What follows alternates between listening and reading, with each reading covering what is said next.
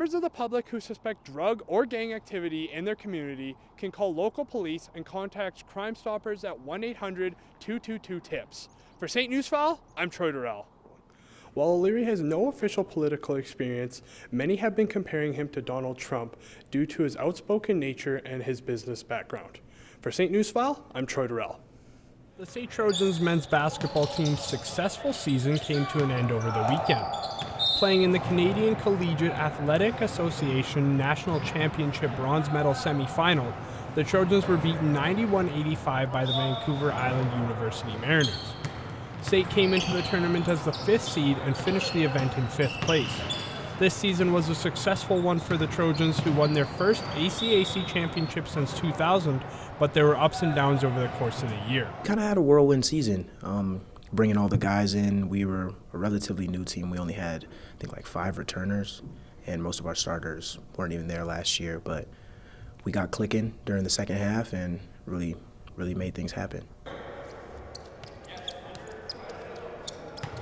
State finished the CCAA National Tournament with a record of 1-2, with their only win coming against the Mount Allison Mounties 88-75.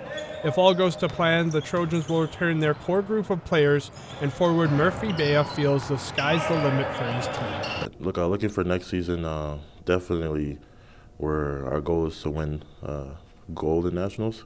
We're not looking for, we are looking to win again for ACAC, the gold championship, but our main goal is to get to national final. The season was a major turnaround from a year ago, where the Trojans went 6-15 and were at the bottom of the ACAC standings. The Trojans could return up to 14 players to the team next season, and not only are looking to repeat their win, but are looking to add a national championship to their trophy case. For St. Newsfile, I'm Troy Durrell. The Calgary Hitmen clinched the final wildcard spot with a weekend sweep of the Kootenay Ice. The boys took the home and home to secure the 8th seed in the Eastern Conference and will face the top-ranked Regina Pats.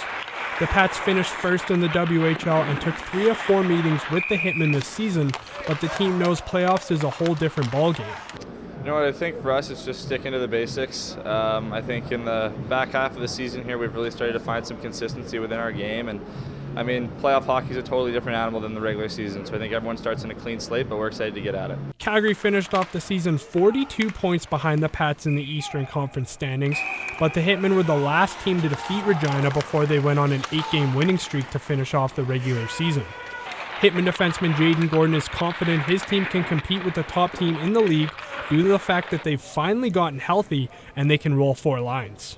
When I got traded here, I thought one of the best parts about this team is how deep they are. We've got 3-4 lines that can all play and compete. So it'll be huge for us if we can really roll the lines and keep everybody fresh. It'll be really helpful for us. Although the Pats are heavy favorites over the hometown Hitmen, Calgary may have a slight advantage in the opening round. The boys have virtually been in a playoff-like atmosphere for the better part of the last few weeks of the season. The first 2 games of the series will take place this weekend in Regina, while the series will transfer back to Calgary next week, with games 3 and 4 going Tuesday and Thursday night. For St. Newsfile, I'm Troy Durrell. It's a great place for me and my family, and I think it's a good situation with the team, and we're a good team, and I would definitely enjoy being back. The Calgary Flames have packed up their bags and are headed home for the offseason. The games may be done, but there are still a lot of questions surrounding the team, specifically with who the team is looking to bring back next season, who to cut loose, and who to protect in the upcoming expansion draft.